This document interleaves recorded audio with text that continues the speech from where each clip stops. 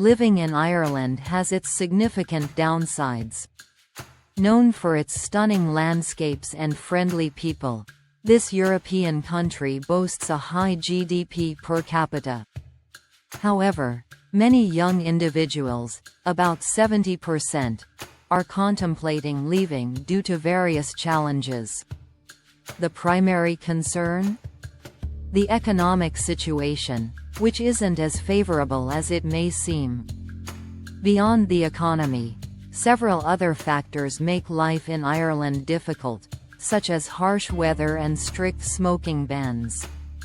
So, what leads to these challenges?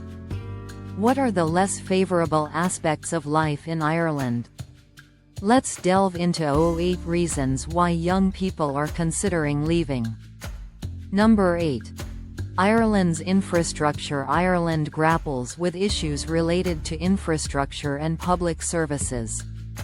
The management of roads and other facilities leaves much to be desired. If you want to travel anywhere efficiently, having your own car is nearly essential. But there's a catch: cars are expensive, and traffic can be a nightmare. While cities like Dublin have buses, trains, and airports, if you reside outside these urban areas, you're often left stranded. Suburbs around Dublin suffer from poor road conditions and unreliable public transport, making daily commutes a hassle. And during rush hour? You'll feel like you're standing still, even when you're on the move to your university. Forget about Uber. It's not available here. You'll need to rely on your car, taxis, or public transportation instead. There's a service called Fro that operates like Uber, which might be worth a try if you're not fond of calling regular taxis. Internet access can be pricey and frustrating outside major cities like Dublin. You may even lose your connection along the way. The government assures citizens that they're working on improving internet access, but for now, it remains a promise. Speaking of water, while Ireland doesn't impose water taxes, a positive note, many areas still rely on outdated water supply systems, meaning tap water isn't drinkable. Finding alternative sources becomes necessary in these regions. Number 7. Ireland isn't as rich as it seems despite its high per capita GDP. Ireland's actual wealth may not be as impressive as you think. The average salary here is lower than in many other countries, even if GDP numbers suggest otherwise. The presence of multinational corporations in Ireland is significant, but their profits often come from outside the country. They exploit Ireland's tax advantages, making the economy look robust on paper, but it doesn't necessarily translate to wealth for the average citizen. Most Irish people aren't working for big tech firms like Google, which hire only a handful of highly skilled workers from abroad. The typical Irish worker earns significantly less, especially compared to counterparts in the US. For instance, a software developer in Ireland makes around €62,500, while their American peers earn about $156,800. Plus, Ireland has a substantial national debt, often overlooked due to its relation to GDP, which is artificially inflated, painting a misleading picture of wealth. Number 6.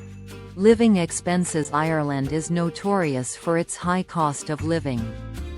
It ranks as the second most expensive country in the EU regarding goods and services, with prices exceeding the average by 34%. If you're moving from the UK, you might be used to high prices, but Ireland is even pricier, with costs 21% higher than the UK average. Everyday expenses, including car insurance, fuel, and mortgages, are extraordinarily high. The fuel tax in Ireland exceeds 50%, significantly raising petrol prices. Filling your tank here could cost you nearly double what you'd pay in the US, and even crossing into Northern Ireland won't save you money, as prices there are just as steep. On average, a driver using petrol in Ireland spends around €2,189 annually on fuel. Expect to pay about €1.80 per litre. Nearly double the US price. Number 5. Housing crisis. The lack of affordable housing is a pressing issue in Ireland. Government policies have made it increasingly difficult for developers to build homes, particularly in bustling cities where protests against new constructions are common. This has resulted in a severe housing shortage, leaving many unable to afford rent or purchase a home. In 2022, only 851 properties were available for rent in a country of 5.1 million. This scarcity has led to long queues on Dublin streets as people vie for homes. Although the government promises action, little has changed. Prices have skyrocketed due to the housing crisis, especially in Dublin, where rents are at their highest. A two-bedroom apartment in the suburbs can cost around €2,000 per month. Many students find themselves sharing rooms to save costs, and even then, rent can soar to $2,100 in Dublin, while smaller towns still average around $1,500. Housing prices continue to rise every year, and obtaining a mortgage is particularly challenging for non-Irish citizens, as banks view foreigners as high-risk borrowers, often leading to higher interest rates or stringent qualification criteria. Number 4. Waiting a long time for health care in Ireland. Everyone has access to health care, but the downside is the long waiting times for medical procedures. If you have a non-life-threatening issue and need urgent care, you might face a wait of 10 to 14 hours. The long delays stem from a healthcare system in crisis, overwhelmed by demand and underfunded, with many doctors leaving for opportunities in other English-speaking countries. Finding a doctor or dentist can be difficult, and the hospitals often lack adequate facilities. I know someone who went to the hospital and waited in pain for 5 hours, ultimately leaving because there were no doctors available.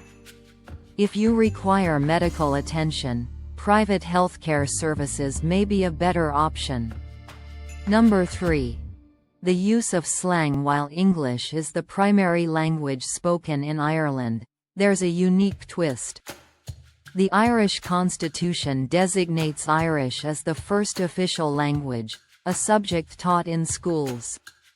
Although English is widely spoken, some regions, especially on the West Coast, consider Irish their main tongue. In casual conversations, you'll hear plenty of slang. Instead of a simple, "How are you?" you might hear, "Hey, what's crackin'?" If you hear this, know they're just being friendly. Another quirky aspect is their use of the word grand, which can mean thank you, perfect, or okay, depending on the context. Number 2. Job opportunities outside of Dublin. Dublin is a hub for job opportunities, attracting people from across the nation. It offers better education and employment prospects, with many multinational companies setting up their main offices there, facilitated by direct flights to major cities in Europe and the US. It's a vibrant city filled with shops, entertainment, dining, and tourism. Plenty of jobs to go around. However, outside of Dublin, job prospects dwindle. Rural areas have struggled due to economic downturns, prompting many young individuals to leave small towns for larger cities or even abroad. Though these areas are slowly recovering, Job availability in factories and businesses remains limited. Number 1. Avoiding sensitive discussions in Ireland. Steering clear of discussions about religion and politics is wise. The country's history has seen tensions between Protestants and Catholics, leading to strong opinions on these matters. It's best to avoid these topics in conversations with locals. Additionally, the Irish often incorporate colorful language into their speech, which isn't meant to offend but adds richness to their dialogue. They tend to have a humorous outlook on life, prioritizing camaraderie over formality.